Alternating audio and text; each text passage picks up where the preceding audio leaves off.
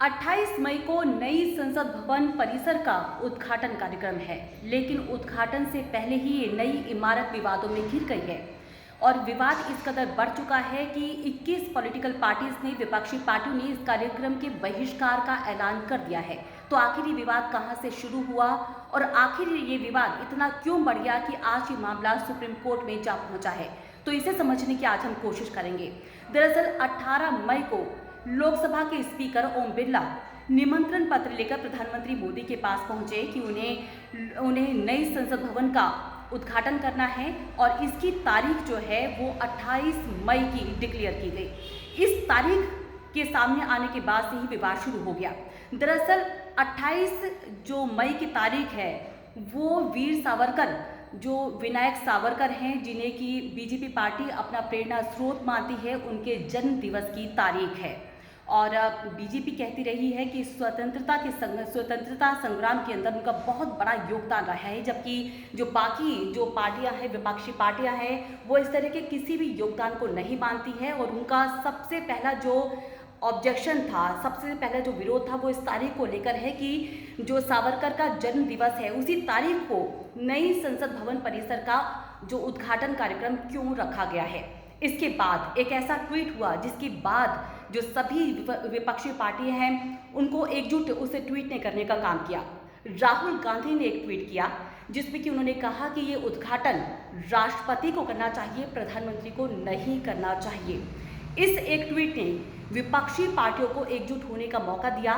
धीरे धीरे करके सभी जो विपक्षी पार्टियां हैं उन्होंने इस तरह की गुहार लगाई कि वाकई ये जो उद्घाटन कार्यक्रम है प्रधानमंत्री मोदी को नहीं करना चाहिए, बल्कि राष्ट्रपति द्रौपदी मुर्मू को ये उद्घाटन करना चाहिए। लेकिन हम आपको बता दें कि विवाद इस कदर बढ़ गया कि फिलहाल आज की तारीख में ये जो पूरा मामला है वो सुप्रीम कोर्ट पहुंच चुका है।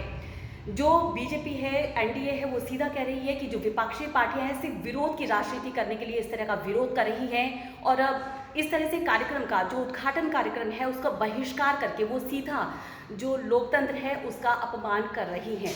लेकिन हम आपको बता दें कि जो सभी पॉलिटिकल पार्टीज हैं उनका साफ कहना है कि राष्ट्रपति को इस कार्यक्रम के अंदर नहीं बुलाया जा रहा, जिसको लेकर वो नाराज हैं।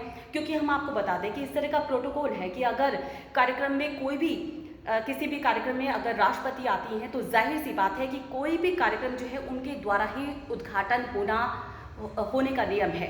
लेकिन क्योंकि यहाँ पर जो कार्यक्रम है वो प्रधानमंत्री के द्वारा उद्घाटन कराना चाहती है बीजेपी पार्टी, इसलिए राष्ट्रपति को इस कार्यक्रम में नहीं बुलाया गया है। और इसी के चलते जो तमाम विपक्षी पार्टियां हैं उन्होंने कार्यक्रम में आने से ही इनकार कर दिया है।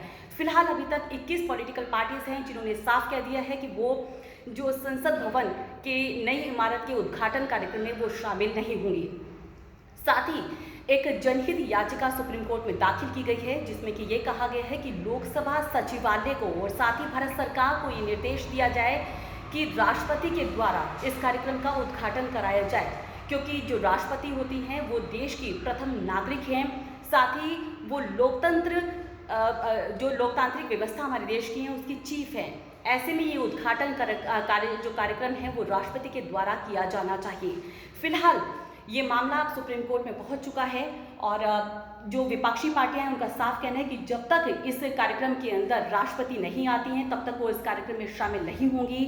वहीं जो बीजेपी है वो इसी बात पे अड़ी हुई है कि उद्घाटन कार्यक्रम जो है वो प्रधानमंत्री मोदी ही करेंगे। तो फिलहाल सुप्रीम कोर्ट इस मामले पर क्या फैसला देता है, अब सभी को इसी का इंतजार है।